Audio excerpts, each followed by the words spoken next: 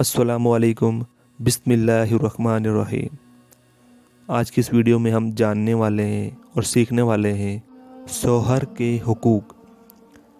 अल्लाह ताला ने शौहर को यानी हस्बैंड को बीवियों पर यानी वाइफ पर हाकिम बनाया है और बहुत बड़ी बुजुर्गी दी है। इसलिए हर औरत पर फ़र्ज है कि वो अपने शौहर का हुक्म माने और खुशी खुशी अपने शौहर के हर हुक्म की ताबेदारी करे, क्योंकि अल्लाह ताला ने शौहर का बहुत बड़ा हक बनाया है। याद रखो कि अपने शौहर को राजी व खुश रखना बहुत बड़ी इबादत है। शौहर को ना खुश और नाराज़ रखना बहुत बड़ा गुनाह है। प्यारे आका मदीने वाले मुस्तफ़ा सल्लल्लाहु ताला अलैहि वसल्लम ने फरमाया कि जिस औरत की मौत ऐसी हालत में आए कि मरते वक्त उसका शौहर उससे खुश हो, वो औरत जन्नत में जाएगी। सुभान अल्लाह। ये भी फरमाया कि जब कोई मर्द अपनी बीवी को किसी काम के लिए बुलाए, वो औरत अगरचे चूल्हे के पास बैठी है हो, उसको लाजिम है कि वो उठकर शौहर के पास चली जाए। इस हदीस शरीफ का मतलब ये है कि औरत चाहे कितने भी ज़रूरी काम में मशगूल हो, मगर शौहर के बुलाने पर सब काम को छोड़कर शौहर की खिदमत में हाजिर हो जाए, यानी शौहर जो भी काम बताए उसे पूरा करे। और रसूलुल्लाह सल्लल्लाहु ताला अलैहि वसल्लम ने औरतों को ये भी हुक्म दिया, अगर शौहर अपनी औरत को ये हुक्म दे कि पीले रंग के पहाड़ को काले रंग का बना दे और काले रंग के पहाड़ को सफ़ेद बना दे, तो औरत को अपने शौहर का ये हुक्म भी बजा लाना चाहिए। हदीस का मतलब ये है कि मुश्किल से मुश्किल और दुश्वार से दुश्वार काम भी अगर शौहर हुक्म दे तो तब भी औरत का शौहर की नाफरमानी नहीं करनी चाहिए, बल्कि उसके हर हुक्म की फरमाबरदारी के लिए अपनी ताकत भर कमर बस्ता रहना चाहिए। और रसूलुल्लाह सल्लल्लाहु ताला अलैहि वसल्लम का ये भी फरमान है कि शौहर बीवी को अपने बिछौने पर बुलाए और औरत आने से इनकार कर दे तो उसका शौहर इस बात से नाराज़ होकर सो रहे तो रात भर खुदा के फरिश्ते उस औरत पर लानत करते रहते हैं। प्यारी बहनों, इन हदीस में सबक मिलता है कि शौहर का बहुत बड़ा हक है और औरत पर अपने शौहर का हक अदा करना फ़र्ज है। शौहर के हुकूक बहुत ज़्यादा हैं, इनमें से नीचे हम आपको बताते हैं कौन कौन से शौहर के फ़र्ज हैं, जो हुकूक हैं वो हम बताते हैं। नंबर 1, औरत बगैर अपने शौहर की इजाज़त के घर से बाहर कहीं ना जाए, ना अपने रिश्तेदारों के घर, न किसी दूसरे के घर। नंबर 2, शौहर की गैर मौजूदगी में औरत पर फ़र्ज है कि शौहर के मकान और मालो सामान की हिफाजत करे और बगैर शौहर की इजाज़त किसी को भी ना मकान में आने दे, ना शौहर की छोटी बड़ी चीज़ किसी को दे। नंबर 3, शौहर का मकान और माल व सामान ये सब शौहर की अमानतें हैं और बीवी इन सब चीज़ों की अमीन है, यानी वो भी मालिक है। अगर औरत ने अपने शौहर की किसी चीज़ को जानबूझकर बर्बाद कर दिया तो औरत पर अमानत में खयानत करने का गुनाह लाजिम होगा। इस पर खुदा की बहुत बड़ा अजाब होगा। नेक्स्ट है बच्चों की निगहदाश्त, इनकी तरबियत और परवरिश खुसूसन शौहर की गैर मौजूदगी में औरत के लिए बहुत बड़ा फरीजा है। नेक्स्ट है औरत हरगिज़ कोई ऐसा काम ना करे जो शौहर को ना पसंद हो। नेक्स्ट है औरत को लाजिम है कि मकान और अपने बदन और कपड़ों की सफाई सुथराई का ख़ास तौर पर ध्यान रखे। फुहड़ मेली कुचेली ना बनी रहे, बल्कि बनाव सिंगार से रहा करे ताकि शौहर को इसको देखकर खुश हो जाए। हदीस शरीफ में है, बेहतरीन औरत वो है कि जब शौहर उसकी तरफ देखे तो वो अपने बनाव सिंगार और अपने अदाओं से शौहर का दिल खुश कर दे। और अगर शौहर किसी की बात की कसम खा जाए तो वो उस कसम की पूरी कर दे। और अगर शौहर गायब रहे वो अपनी जात और शौहर के माल में हिफाजत और खैर खवाई का किरदार अदा करती रहे। इस ज़माने में मियाँ बीवी के झगड़ों का फसाद इस कदर ज़्यादा फैल गया है कि हज़ारों मर्द व हज़ारों औरतें इस बला में गिरफ्तार हैं और मुसलमान के हज़ारों घर इस इख्तिलाफ की आग में जल रहे हैं कि मेरी बीवी कहना नहीं मानती और बीवी कहती है मेरा शौहर मेरा कहना नहीं मानता। तो औरतों के लिए पहले बताते हैं हम क्या करना चाहिए। आइए हम सीखते हैं। नंबर 1, हर औरत शौहर के घर में कदम रखते ही अपने ऊपर ये लाजिम कर ले कि वो हर वक्त और हर हाल में अपने शौहर का दिल अपने हाथ में लिए रहे, उसके इशारों पर चलती रहे। अगर शौहर हुक्म दे कि दिन भर धूप में खड़ी रहे या रात भर जागती रहे या मुझे पंखा झेलती रहो तो औरत के लिए दुनिया व आखिरत की भलाई इसी में है कि थोड़ी तकलीफ उठाकर और सब्र करके इस हुक्म पर भी अमल करे और किसी वक्त और किसी हाल में भी शौहर के हुक्म की नाफरमानी ना करे। नंबर 2, ये बहुत बड़े इम्पोर्टेंट चीज़ बता रहा हूँ आपको। हर औरत को चाहिए कि वो अपने शौहर के मिजाज को पहचान ले और बेगौर देखती रहे कि उसके शौहर को क्या क्या चीज़ें और कौन कौन सी बातों से नाराज़ होता है। उठने बैठने सोने जागने पहनने ओढ़ने की और बातचीत में उसकी आदत और उसका जोक क्या है कैसा है। खूब अच्छी तरह शौहर का मिजाज पहचान लेने के बाद औरत को लाजिम है कि वह हर काम शौहर के मिजाज के मुताबिक करे। हरगिज शौहर के मिजाज के खिलाफ ना कोई बात करे ना कोई काम।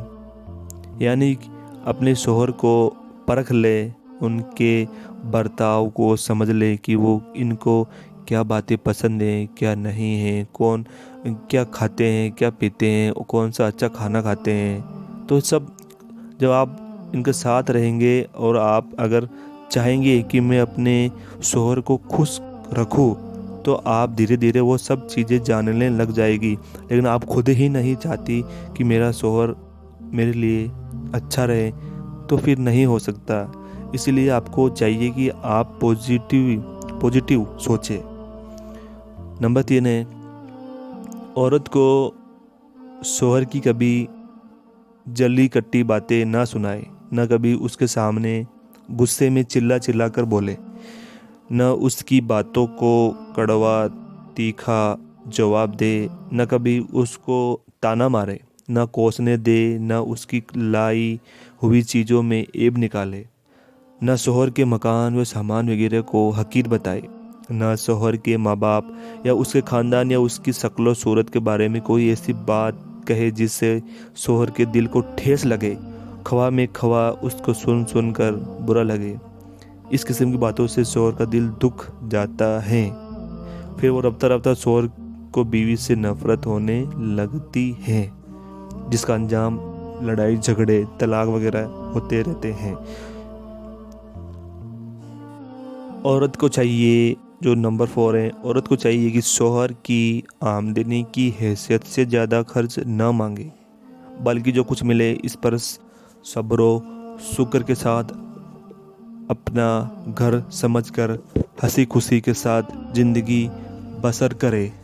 अगर कोई जेवर या कपड़ा या सामान पसंद आए और शौहर की माली हालत ऐसी नहीं है कि वो इसको ला सके तो कभी हरगिज शौहर से इसकी फरमाइश ना करे और अपनी पसंद की चीज़ें ना मिलने पर कभी हरगिज कोई शिकवा शिकायत ना करे। गुस्से में मुंह फुलाए ना फैलाए ना फुलाए, ना तो मारे ना अफसोस जाहिर करे, बल्कि बेहतर तरीका ये है कि औरत शौहर से किसी चीज़ की फरमाइश ही ना करे, क्योंकि बार बार की फरमाइशों से औरत का वज़न शोहर की निगाह में घट जाता है। यानी अगर आप बार बार कोई सामान मांगेंगे, गिफ्ट मांगेंगे, तो उसकी नज़र में आप गिर जाएंगे।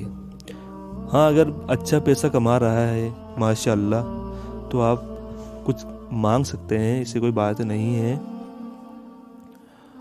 हाँ, अगर शोहर खुद पूछे कि मैं तुम्हारे लिए क्या लाऊं, तो औरत को चाहिए कि शोहर की माली हैसियत देखकर अपनी पसंद की चीज़ तलब करे। और जब शोहर चीज़ लाए तो वो पसंद आए या ना आए, मगर औरत को हमेशा यही चाहिए कि वो इस पर खुशी का इजहार करे। ऐसा करने से शोहर का दिल बढ़ जाएगा और उसका हौसला बुलंद हो जाएगा। और अगर औरत ने शोहर की लाई हुई चीज़ को ठुकरा दिया, उसमें ऐब निकाला, उसकी हकीर समझा, तो इसका शोहर का दिल टूट जाता है। नंबर 5 है, औरत पर लाजिम है कि अपने शोहर की सूरत व सीरत पर न ताना मारे, न कभी शोहर की तहकीर और उसका ना शुक्री करे। हरगिज़ हरगिज़ कभी इस किस्म की जली कटी बोलियां ना बोले कि अल्लाह, हाय अल्लाह, मैं कभी इस घर में सुखी नहीं रही, यानी सुखी नहीं रही, ये मेरे लिए कुछ लाता नहीं, हमेशा कुछ ना कुछ लड़ाई झगड़े करता रहता है। ऐसी बातें कभी नहीं कहे, जैसे हाय हाय मेरी तो सारी उम्र मुसीबत में ही कटी, यानी ये मैं पूरी ज़िंदगी मुसीबत में ही इसके साथ रही। इससे अल्लाह ताला नाराज़ होता है। इस उजड़े घर में आकर मैंने ये क्या देखा, कहते ना ऐसी औरतें बहुत सारी कहती हैं, इस उजड़े घर में आकर मैंने क्या देखा, मेरे माँ बाप ने मुझे भाड़ में झोंक दिया, मुझे इस घर में बिया दिया, मुझे निगोड़ी को इस घर में कभी आराम नसीब ना हुआ। हाय हाय, मैं किस फक्कड़ और दलिद्र से बिया हो गई। औरतें कुछ ऐसे भी कहती हैं, किस फक्कड़ के घर में मुझे निकाह दे दिया। तो औरतें अपने शोहर को ताना और कोसने देती ही रहती हैं और अपनी दुनिया व आखिरत को तबाह व बर्बाद करती रहती हैं। हदीस शरीफ में है कि रसूलुल्लाह सल्लल्लाहु ताला अलैहि वसल्लम ने फरमाया कि मैंने जहन्नम में औरतों को बाकसरत देखा। ये सुनकर सहाबा इकराम अली रिजवान ने पूछा कि या रसूलुल्लाह सल्लल्लाहु ताला अलैहि वसल्लम, इसकी क्या वजह है कि औरतें बेकसरत जहन्नम में नज़र आई? तो आप सल्लल्लाहु ताला अलैहि वसल्लम ने फरमाया कि औरतों में दो बुरी खसलतों की वजह से हैं, यानी दो बुरी बातें।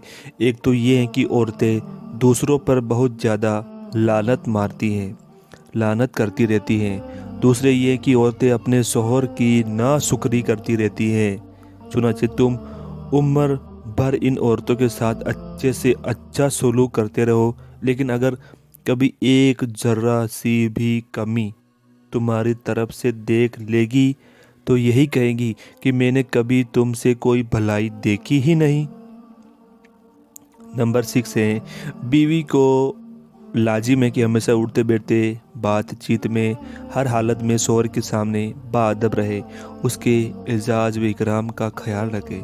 शोहर जब भी बाहर से घर में आए तो औरत को चाहिए कि सब काम छोड़कर उठ खड़ी हो और शोहर की तरफ मुतवज्जो हो जाए, यानी उनकी तरफ अपना ध्यान लगाए, उसका मिजाज पुरसी करे और फ़ौरन ही उसके आराम व राहत का इंतज़ाम करे, यानी पानी पिलाए, खाने, अगर भूख लगी हो तो उनको पूछे, खाना भी सामने पेश करे अगर भूख लगी हो तो, और उसके साथ दिलजोई की बातें करे।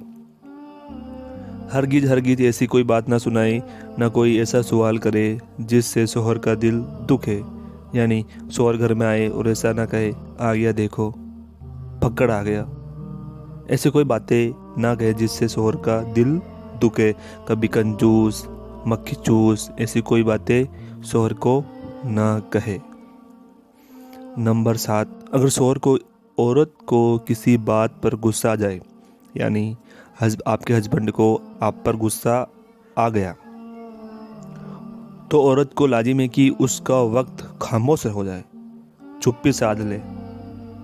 अगर शौहर गर्म हो गया, गुस्सा आ गया, तो आपको चाहिए कि आप उस वक्त चुप हो जाए।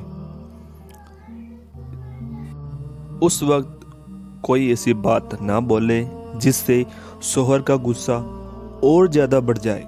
और अगर औरत की तरफ से कोई कसूर हो जाए और शौहर गुस्से में औरत को बुरा भला कहे दे और नाराज़ हो जाए, तो औरत को चाहिए कि खुद रूठ कर और गाल फुलाकर ना बैठ जाए, बल्कि औरत को लाजिम है कि फ़ौरन ही आजिज़ी व खुशामद करके शौहर से मुआफ़ी मांगे और हाथ जोड़कर पाँव पकड़कर जिस तरह वो माने उससे मना ले।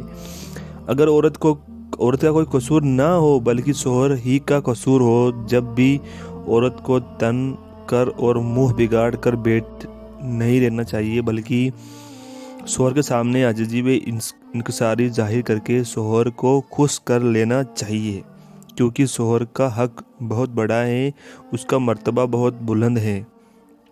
और अपने शौहर से मुआफ़ी तलाफ़ी करके औरत की कोई जिल्लत नहीं है। ऐसा अगर अगर हस्बैंड को मनाती है, रूठे हुए मनाती हैं, तो कोई जिल्लत का काम नहीं कर रही है, बल्कि इससे सवाब मिलता है। सुभान अल्लाह। बल्कि ये औरत के लिए इज़्ज़त और फ़ख्र की बात है कि वो मुआफ़ी मांग कर अपने शौहर को राज़ी कर ले। नंबर 8, औरत को चाहिए कि वो अपने शौहर से उसकी आमदनी और खर्च का हिसाब ना लिया करे, क्योंकि शौहर के खर्च पर औरतों के रोक टोक लगाने से उम्मन शौहर को चिढ़ पैदा हो जाती है और शौहरों पर गैरत सवार हो जाती है कि मेरी बीवी मुझ पर हुकूमत चलाती है, यानी हुकूमत कर रही है, मेरी आमदनी खर्च का मुझसे हिसाब तलब करती है। ओहो, इसको देखो, मेरी वाइफ मेरे को हिसाब पूछती है। ऐसा करने से आदमी के दिमाग में चिढ़ बैठ जाती है। इसका अंजाम ये होता है कि रफ्ता रफ्ता मियाँ बीवी के दिलों में इख्तिलाफ पैदा हो जाता है। नेक्स्ट है नंबर 9, जब तक सास और ससुर जिंदा हैं, औरत के लिए ज़रूरी है कि इन दोनों की भी ताबेदारी और खिदमत गुजार करती रहें, जहाँ तक मुमकिन हो सके इन दोनों को राज़ी और खुश रखे।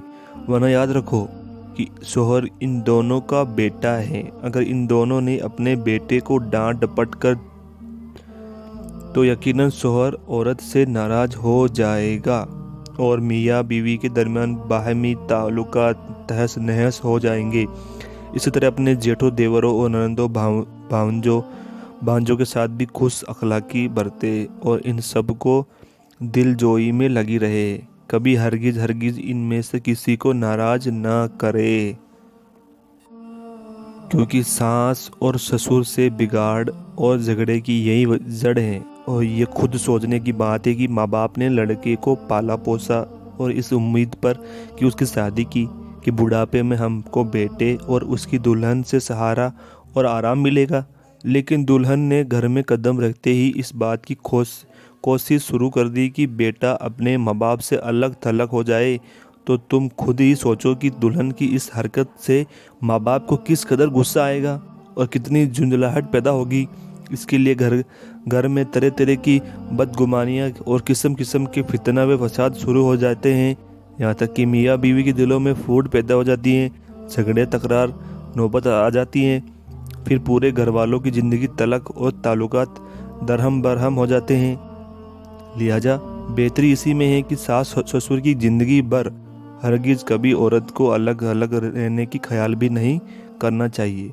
हाँ, अगर सास और ससुर खुद ही अपनी खुशी से बेटे को अपने से अलग कर दे तो फिर अलग रहने में कोई हर्ज नहीं।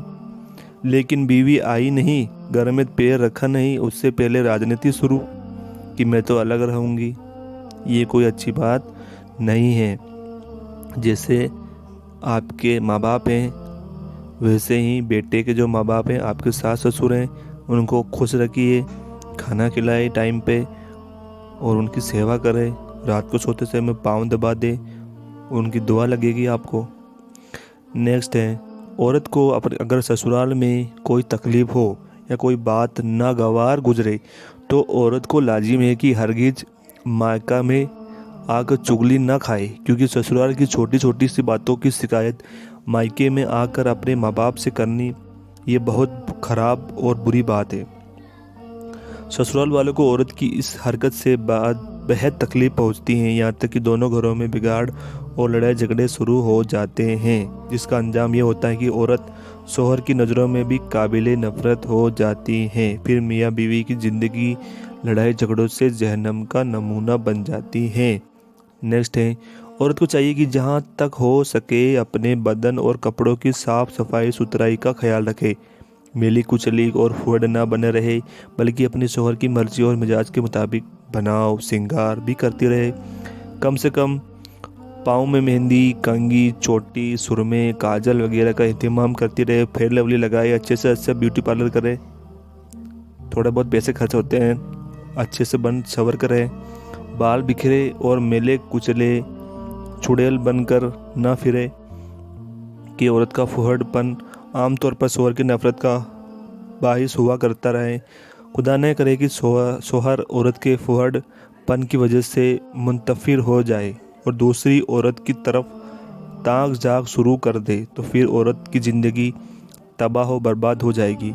यानी आजकल की औरतें अपने शोहर के लिए तो सजती नहीं है, दूसरे पराये औरतों और मर्दों के लिए सजती हैं। यानी कोई फंक्शन हो गया तो अच्छे से बढ़िया तैयार होती है, जैसे उनको वहाँ पे जाकर देख रहे हैं। खुद के शोहर के लिए, खुद के हस्बैंड के लिए तो ये घर के अंदर मेली कुचली पड़ी रहती हैं, और मर्द इसकी तरफ नज़र उठा के देखता नहीं है। फिर कहती है मेरे पति मेरे मुझसे मोहब्बत नहीं करता है। और कहाँ से करेगा वो? तभी करेगा जब आप अच्छे से बन सवर कर घर में रहेंगी, अच्छे अच्छे कपड़े पहनेंगी, नए नए कपड़े अगर शोहर नहीं दिला रहा कोई बात नहीं, जो अच्छा कपड़ा है वो पहने, फेयर लवली लगाए, बालों को अच्छे से बढ़िया तेल खुशबू वाला लगाए, सेंट लगाए, अपने शोहर को अट्रैक्ट करे, ताकि उसका जहन आपकी तरफ ही रहे, किसी और पराई औरत पर ना जाए। अगर जा रहा है तो इसमें आपकी गलती है, शोहर की गलती नहीं है, क्योंकि आप अगर तैयार हो रही हैं तो दूसरे मर्द के लिए कोई फंक्शन है वहाँ पर जाने के लिए, दूसरे पराए मर्दों को अट्रैक्ट करने के लिए जा रही हैं, और खुद शोहर के लिए तो तैयार ही नहीं हो रही। इसमें आप ही गलती है भाई, आप ही गलती है। और मेरी अगर आप वीडियो देख रही हैं तो आप ही गलती है, मैं तो आपकी गलती मानता हूँ, ठीक है ना। तो कभी भी पराए मर्दों के लिए तैयार नहीं होना, या किसी पराई औरतों को दिखाने के लिए नहीं तैयार होना। आपको अपने मर्द के लिए तैयार होना है, चाहे दिन में हो चाहे रात में, ठीक है भैया। ओके भैया, क्या मैं तो औरत के लिए ये दर्श दे रहा हूँ। नेक्स्ट है, औरत के लिए ये भी खास तौर पर काबिले लिहाज है कि जब तक शोहर और सास और ससुर वगैरह ना खा पी ले, खुद ना खाए, बल्कि सबको खिला पिला कर खुद सबसे आखिर में खाए। औरत की इस अदा से शोहर और उसके सब घर वालों के दिल में औरत की कदरों मंजिलत और मोहब्बत बढ़ जाएगी। यानी ऐसा ना हो कि आप घर में पहले ही खा पी के डकार मारती रहे, फिर शोहर और आपके सास ससुर देखते रहें, देखो बहू तो पहले ही खा पी के ऐश कर रही हैं। ऐसा नहीं होना चाहिए। पहले आप अपने ससुर को, सास ससुर को खाना दे, फिर शोहर को खाना दे, और फैमिली में अगर कोई और हो तो उनको खाना खिलाएं, फिर आराम से आप खाना खाए, कोई दिक्कत नहीं।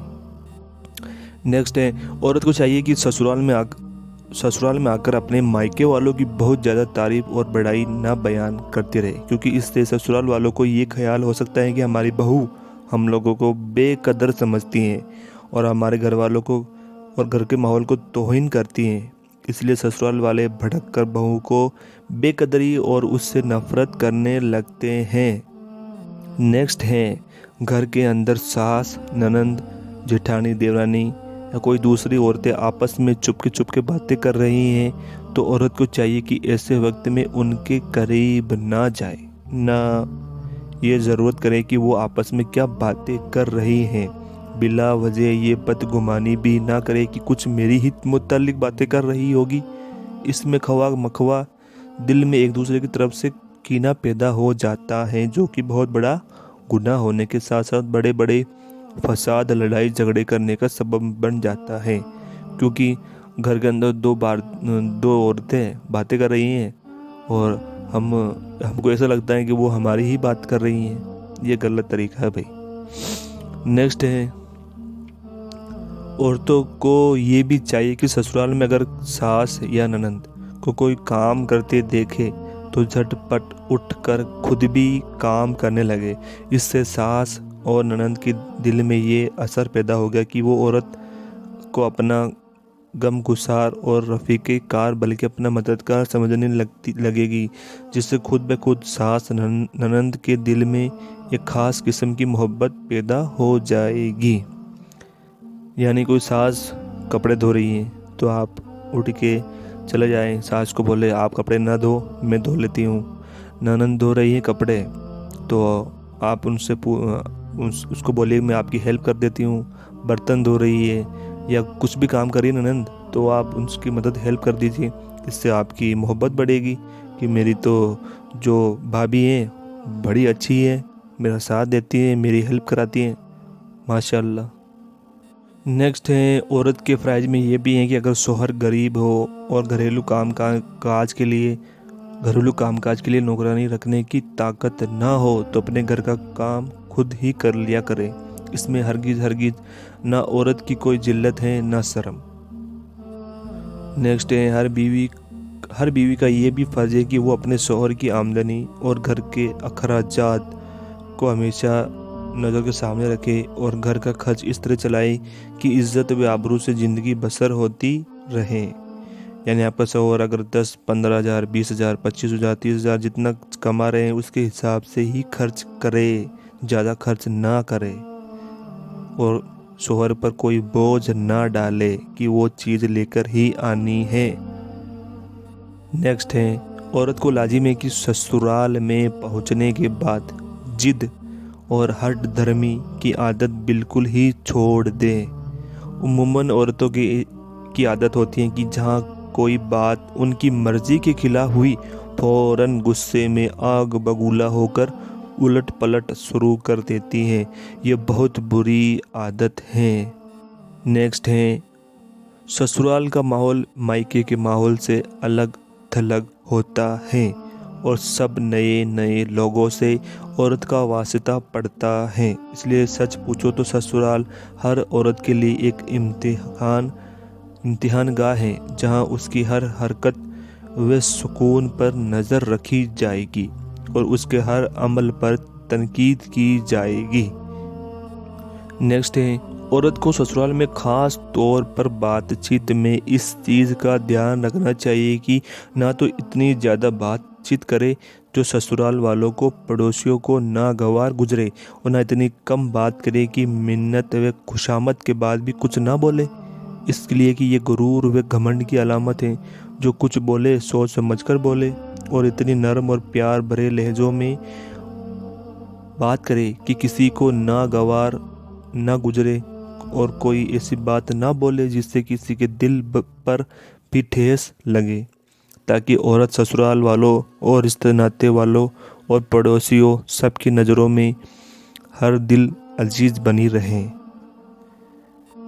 आज की वीडियो में इतना ही, मिलते हैं नेक्स्ट वीडियो में। दोस्तों हमारे चैनल को सपोर्ट कीजिए, उसके लिए सब्सक्राइब कर लीजिए और फॉलो कर लीजिए, वीडियो को शेयर कर दीजिए। Thanks for watching.